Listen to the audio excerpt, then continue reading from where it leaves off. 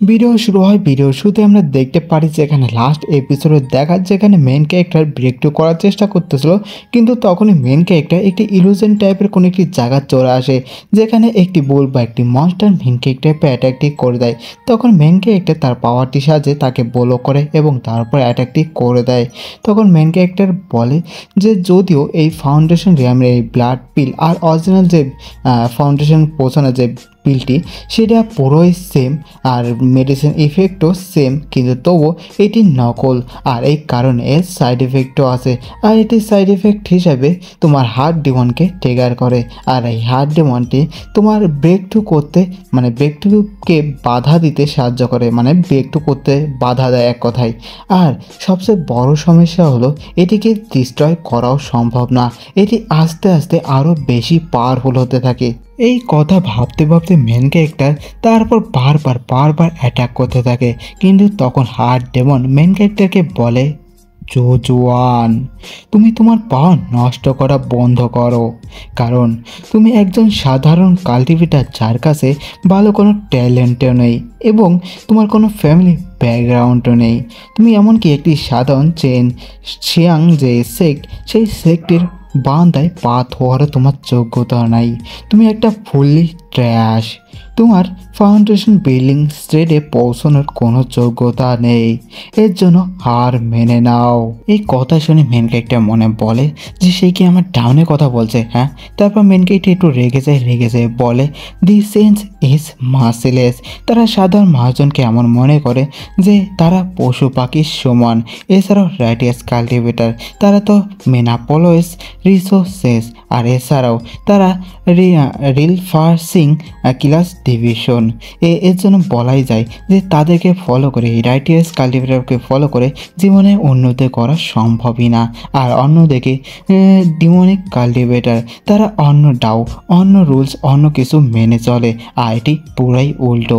এই কথাগুলো ভাই শোনার পর তোমরা হয়তো আমার অনেক কথা বুঝতেছো না, আর মনে হচ্ছে আমি ফালতু বকর করতেছি, কিন্তু তোমাদের যদি আমি ইজি ভাষায় বলতে চাই তাহলে মূলত মেন ক্যারেক্টার বলতে যাচ্ছে তাদেরকে যে রাইটিয়াস কাল্টিভেটারের ভিতর যেসব বড় বড় কাল্টিভেটার আছে না, অনেক বড় বড় পাওয়ারফুল কাল্টিভেটার, তারা ছোটো ছোটো কাল্টিভেটার বা সাধারণ মানুষজনকে তার সামনে কিছুই মনে করে, ওই পশু পাখির সমান মনে করে। আর এছাড়াও রাইটিয়াস কাল্টিভেটারের ভিতর এমন নিয়ম আছে বা এমন ক্লাস তৈরি করে রেখেছে। আই থিঙ্ক তোমরা যদি আমি তোমাদের একটা ধারণা দেই, ভাইরা কেউ রাগ করে নয়, হিন্দু যারা আসো, মূলত হিন্দুদের ভিতর আগে এরকম ছিল না যে একটা গোষ্ঠী বড়, একটা গোষ্ঠী ছোট, হ্যাঁ, ওরকম ওদের ভিতর ক্লাস তৈরি করে রেখেছে, একজন বড় ক্লাসে একজন ছোটো ক্লাসে। বড় ক্লাসে রিসোর্সেস দেয় আর ছোটো ক্লাসে রিসোর্সেস দিতে চায় না, তাও দেয় হালকা পালকা কিছু দেয়। তো এই জিনিসটাই বলতে গেছে। আর আরেকটা যে দ্বিতীয় লাইনে করেছিলাম সেটাও একই কথাই, যে তারা মানে এরকম বানায় দিয়েছে রিসোর্সেস খুবই কম দেয়, খালি বড়োদের বেশি দিয়ে ছোটোদের কম দেয়। এই হলো মেন ক্যারেক্টার বলতে চাইতেছে, তাই বলতেছে যে এদের ফলো করে কোনো লাভ নেই, এরা এইসব করে কোনো উন্নতি করা সম্ভব না। কিন্তু ডিমনিক কাল্টিভেটর তা উল্টো, ওরা তো মনে করো যে বেশি মানে সাহসী বা যে যার যোগ্যতা বেশি তাকে রিসোর্স দেয়, কোনো ক্লাস দেখে না যে সে কোন বংশের কোন ফ্যামিলি ব্যাকগ্রাউন্ডে আইসে, এসব কিছুই দেখে না। ওরা শুধুমাত্র দেখে যে তার যোগ্যতা কতখানি, সে কতটা পাওয়ারফুল, এইসব দেখে খালি। মূলত এই জিনিসটা মেন ক্যারেক্টার বলতেছে। যাই হোক, এই কথাগুলো শোনার পর মেন ক্যারেক্টার হার্ট ডিমন প্রচণ্ড রেগে যায় এবং মেন ক্যারেক্টার পর অ্যাটাক করতে যায় আর বলে এরকম আনঅথরাইজড কাল্টিভেটার কীভাবে সাকসেস পেতে পারে। এই কথা শুনে মেন ক্যারেক্টার বলে যে ডিমনিক কাল্টিভেটার এবং আর্থকে দখল করে এবং তার লাইফ এসেন্সকে অ্যাবজর্ব করে নিজের কাল্টিভেশন বাড়ায়। আর হ্যাভেন যদি আমাকে আটকানোর চেষ্টা করে তাহলে আমি হাজার হাজার লাশের সাজে নিজের পথ নিজে তৈরি করে নেব। এছাড়াও আমি এখন ব্লাড মেয়র বা ব্লাড আয়নার মালিক, আর এখন আমার কাছে পুরো একটি বা একটি পৃথিবী আছে যেখানে আনলিমিটেড রিসোর্সেস আছে, যার সাহায্যে আমি নিজের কাল্টিভেশনকে নিজে বাড়াতে পারবো কোনো বাধা ছাড়াও। আর এই কারণে আমি জোয়ান এখন বলতে পারি যে আমি হ্যাভেনকে অস্বীকার করি এবং আমি নিজের ভাগ্যকে নিজে গড়ে তুলতে পারি। মেন ক্যারেক্টার বলা মাত্রই সেই ডিমনটি সেখানে ডিস্ট্রয় হয় এবং সেখানে পড়ে যায়। মেন ক্যারেক্টার সেখানে দাঁড়িয়ে আসে, তখনই হঠাৎ করে নিচ থেকে আরেকটি হাত বেরিয়ে আসে। তারপরে উপর থেকে মেন ক্যারেক্টারের কাঁধে হাত দিয়ে বলে সেই হাত ডিমন, ওকে এটি আরেকটি হাত ডিমন হবে কিংবা সেই হাত ডিমন ট্রান্সফার হয়ে এরকম হিউম্যান টাইপের হয়ে গেছে গাল। যাক, সে বলে জোয়াং, তুমি কখনোই খারাপ ছিল না, কিন্তু তুমি ভাবো যে তুমি কী কারণে কাল্টিভেশন শুরু করেছিলা। তারপর সেই হার্ড ডেমনটি মেন ক্যারেক্টারের পিছনে এসে তার সুন্দর জিনিসগুলো মেন ক্যারেক্টারের পিঠের সাথে ডুলতে ডুলতে বলে যে আমি বুঝতে পেরেছি যে তুমি অনেক বেশি কষ্ট করেছো, নিজেকে বাঁচানোর জন্য অনেক বেশি পরিশ্রম করেছো, অনেক কষ্ট করে নিজের পাওয়ারকে বাড়িয়েছো, নিজের পাওয়ারকে বাড়ানোর জন্য সব কিছু করেছো। কিন্তু তুমি এখন নিজেকে দেখো যে তুমি এখন সেই ডঙ্গো সিটিতে সবচেয়ে বেশি পাওয়ারফুল। তোমাকে রাগানোর মতন, তোমাকে কিছু করার মতন কারো ক্ষমতা নেই, কারো এমন কোনো ক্ষমতা নেই। আর ক্ষমতা, সৌন্দর্য, পাওয়ার এই সব কিছু তুমি এখন আরামসে পেতে পারো। এই কথা বলে সে মেন ক্যারেক্টারের সামনে এসে আরও এইচডি কোয়ালিটিতে তার সৌন্দর্য জিনিসগুলো দেখাতে দেখাতে বলে যে তুমি যদি এখন থেমে যাও তাহলে তুমি সব কিছু পেতে পারো, সব সুখ শান্তি সব জিনিসগুলো পেতে পারো। ভাই আমি একটাই কথা বলবো এই সব শেষে, যে আমাদের যে রাইটার তার ক্যামেরা অ্যাঙ্গেল একটু ডিস্টার্ব হয়ে গেছে, সেটি এই পিছন না ওই পিছন থেকে ধরা উচিত ছিল। যে কী বলো তোমরা? হ্যাঁ, যাই হোক, তারপরে মেন ক্যারেক্টার তার সুন্দর জিনিস দেখতে দেখতে বলে যে as expected of the heart demon, তার ইলুশন অতটাও খারাপ না। আমার পথ, আমার গোল আমি আগে থেকে ভেবে চিন্তা রেখেছি, কিন্তু তবু সে আমাকে ডিস্ট্র্যাক্ট করার জন্য কত কিছুই না করতেছে। এমনকি আমার ফাউন্ডেশন বিল্ডিং পিলের পাওয়ারটিকে ডিলে করার জন্য কত কিছুই না করতেছে। তখন এই কথা শোনার পর হার্ট ডেমন বুঝে যায় মেন ক্যারেক্টার তার প্ল্যান বুঝে গেছে। তারপরে মেন ক্যারেক্টার তার ফাউন্ডেশন বিল্ডিং পিল বের করে। তখন এটা দেখে সেই হার্ট ডেমন অনেকটাই অবাক হয়ে যায়, চমকে যায়। তখন মেন ক্যারেক্টার বলে কিন্তু এবারকার তোমার ক্যালকুলেশন বা তোমার গণনা ভুল হয়েছে। তারপর মেন ক্যারেক্টার আরেকটি ফাউন্ডেশন পিল কোন সময় বার করতে দেখায় না, কিন্তু একই সঙ্গে দুটি খেয়ে ফেলে। তখন এটা দেখে সেই হার্ট ডেমন অনেকটাই চমকে যায়। সে বলে যে তুমি একই সাথে একই সময় দুটি ফাউন্ডেশন বিল্ডিং পিল খাচ্ছ, হ্যাঁ তুমি পাগল হয়ে গেছো নাকি? হ্যাঁ, কিন্তু তবু এতে কোনো লাভ হবে না, কারণ এটির সাহায্যে তোমার সোল পাওয়ার, তোমার সোল এনার্জি এগুলো বাড়বে, আর এটির সাহায্যে আমার পাওয়ারও বাড়তে থাকবে। আর এই কারণে তুমি আরও জঘন্যভাবে মরতে চলেছ। এই কথাগুলো শোনার পর মেন ক্যারেক্টার বলে যে না, আর কোনো দরকার নেই যে তোমার সাথে সময় নষ্ট করার, আর তোমার সাথে এই ডাউনে এত বড় ডিসকাশন করার জন্য থ্যাংক ইউ, কারণ আমি এখন আরও ভালো করে বুঝতে পারতেছি। আর তারপরে মেন ক্যারেক্টার তার পাওয়ার রিলিজ করা শুরু করে দেয়। তার পাওয়ারের সাহায্যে দুটি ফায়ার উইন্স বলতে পারে আগুনের তৈরি ডানা তৈরি করে ফেলে, আর তার সাহায্যে মেন ক্যারেক্টার আকাশে ফ্লাই বা আকাশে ওড়াও শুরু করে দেয়। আর মেন ক্যারেক্টার বলে যে কোনো কারণ নেই যে কোনো মানুষের ইচ্ছা শক্তি বা তার সোলকে থামাতে পারে। আর এই কথা বলার সাথে সাথে মেন ক্যারেক্টার তার পাওয়ারকেও রিলিজ করতে থাকে। এই কারণে মেন ক্যারেক্টারের যে হার্ট ডেমন সেটি অনেক বেশি দুর্বল হতে থাকে। আর তারপরে সে হার মেনে বলে ইউ উইন্স।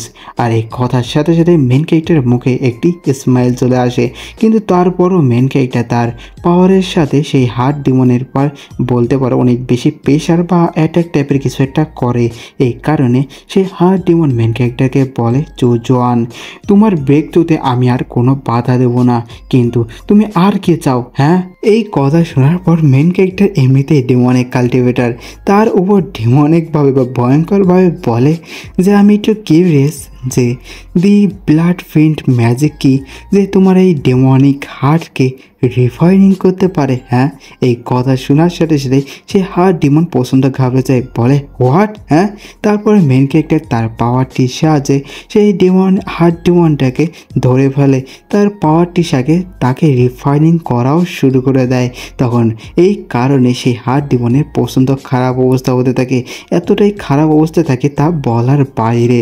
তখন সেই হার্ট ডেমন মেন ক্যারেক্টারকে বলে জোয়াং, তুমি সত্যি খুবই জঘন্য, খুবই খারাপ, তোমার হার্ট লেস, তুমি কি ভয় পাও না রিভেঞ্জের? হ্যাঁ, তখন এই কথা শুনে মেন ক্যারেক্টার বলে রিভেঞ্জ? হ্যাঁ, তুমি এই কথা নিয়ে চিন্তা করে না বিস্ট। তারপর মেন ক্যারেক্টার আরেকটু পাওয়ার ইউজ করে তাকে পুরোপুরি রিফাইনিং করে ফেলে। তারপর মেন ক্যারেক্টার বলে যে আমার ম্যারিড খালি বাড়তেই থাকবে গ্রেটলিভাবে, আর আমার এই ডেমনিক কাল্টিভেশন এটিও বাড়তে থাকবে যতক্ষণ না এটি ইটারনিটি পর্যন্ত পৌঁছে যাবে, মানে যার কোনো লিমিট নেই সেই পর্যন্ত পৌঁছায় যাবে। আর তারপরে কিছুক্ষণ পর বা অনেকক্ষণ পরে আমরা দেখতে পারি মেন ক্যারেক্টার বসে বসে কাল্টিভেশন করতেছে। তারপরে হঠাৎ করে তার চোখটি ওপেন করে আর সে একটি ব্রেক থ্রু নিয়ে নেয়। আর ব্রেক থ্রু নেওয়ার কারণে তার এনার্জি অনেক বেশি পরিমাণে রিলিজ হয়। এই কারণে বাইরে মেন ক্যারেক্টার যে ক্রস বা জম্বি যাই হোক তাকেও সেই রিলিজগুলো দেখতে পারে। এমনকি বাইরে সাধারণ মানুষ যারা তারাও এই এনার্জি সেই কী বলবো এই জিনিসটা তারাও ফিল করতে পারে। এমনকি আকাশে দেখতেই পাচ্ছে কীভাবে মেন ক্যারেক্টার ব্রেক থ্রুতে দেখা যাচ্ছে এনার্জি কী পরিমাণে রিলিজ হতেছে। তারপরে এমনকি এই এনার্জিতে এত দূর পর্যন্ত যায় এমনকি সাধারণ যে জম্বি সেই জম্বিগুলো এই জিনিসগুলো দেখতে থাকে। আরও মেন ক্যারেক্টারে এই এনার্জি আরও দূর দূর পর্যন্ত চলে যায়। এমনকি মেন ক্যারেক্টার আশেপাশে যেসব মানুষজন মানে মেন ক্যারেক্টার টিমের ভিতর তারা তো দেখছেই, এমনকি বাইরে দূরে দূরে যেসব স্কোয়াড বা টিম আছে সেই সব ভিতরে যেসব মানুষ তারাও এই এনার্জি ফিল করে। এগুলো ফিল করে তারা প্রচণ্ড ঘাবড়ে যায়। তারা মনে করে এটি কোনো জম্বি ফিনোমেনা। কারণ সাধারণত এই জম্বি ফিনোমেনা যদি একবার তৈরি হয়, এক জায়গা হাজার হাজার জম্বি তৈরি হয়ে যায়, তাহলে এই যে আভেকেনা এর ভিতর ভাই কী নাম যেন বলে আমি ভুলে গেছি, কিন্তু আভেকেনা যদি আমি বলি তাহলে 3 লেভেলে পাওয়ারফুল আভেকেনারও তারে আটকাতে পারে না। তাই সে একজন আরেকজনকে পাঠিয়ে দিয়ে বলে যে তুমি বাইরে যেয়ে চেক করে আসো এই জায়গায় কোনো জায়গায় কি জম্বি ফিনোমেনা হচ্ছে কিনা, আর যদি হতে থাকে তাহলে দ্রুত এখানে আসে রিপোর্ট করো। কিন্তু তখন অন্যদিকে আমরা দেখতে পারি মোটামুটি অনেকক্ষণ পর আমাদের main character successfully break through করেছে। আর এই কারণে মেন ক্যারেক্টার অনেকটাই খুশি। মেন ক্যারেক্টার বলে যে আমি এখন ব্রেক থ্রু করে ফেলেছি, আর এই কারণে আমার পুরোপুরি 100 বছর আয়ু বেড়ে গেছে এক কথায়। আর এছাড়াও আমি এখন কোনো কিছু সাহায্য ছাড়াই ফ্লাই করতে পারবো, আকাশে উঠতে পারবো। মানে মেন ক্যারেক্টার আগে সোয়ারের সাহায্যে আকাশে উঠতো না, এখন সোয়ার ছাড়াও মেন ক্যারেক্টার আকাশে উঠতে পারবে। মেন ক্যারেক্টার এছাড়াও আরও বলে যে এখন আমি সাধারণ যেসব আইটেম ম্যাজিক্যাল আইটেম সেগুলো ছাড়াই কোনো একটি আইটেমকে আমার নিজের সোল পাওয়ারের সাহায্যে কাল্টিভেশন করে আরও বেশি পাওয়ারফুল করতে পারবো। সাধারণ যেসব ম্যাজিক্যাল আইটেম বা ওয়েপেন সেগুলোর চেয়ে বেশি পাওয়ারফুল থাকবে সেটি।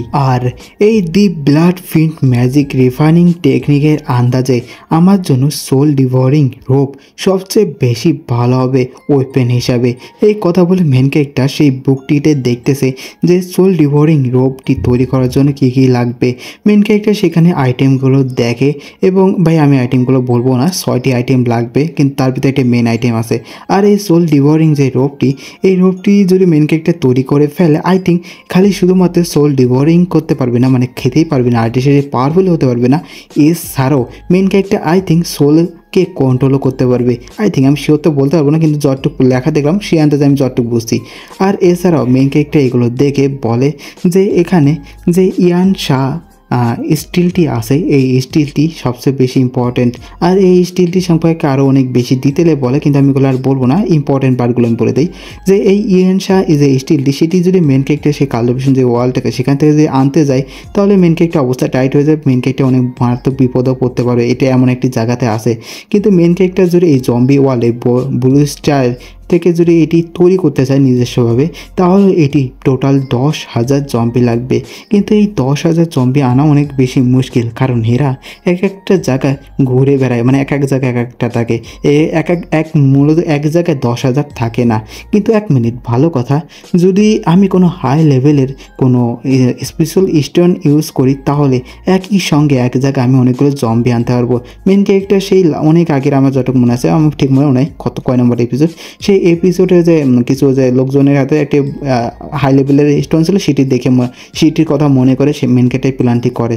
মেন ক্যারেক্টার মনে মনে বলে যদি আমি কোনো লেভেলে একটি হাই লেভেলের কোনো মনস্টারটিকে মেরে একটি হাই লেভেলের স্টোন কী বলে সোল স্টোন যা যে স্টোনই হোক না কেন সেই স্টোনটা জোগাড় করতে পারি, সেটির সাহায্যে একটি জম্বিদের জন্য টোপ তৈরি করতে পারবো। আর সেই টোপের সাহায্যে সেই জম্বিদেরকে আমি রিফাইন করে সেই ইয়ান শাহ স্টিলটি তৈরি করতে পারবো।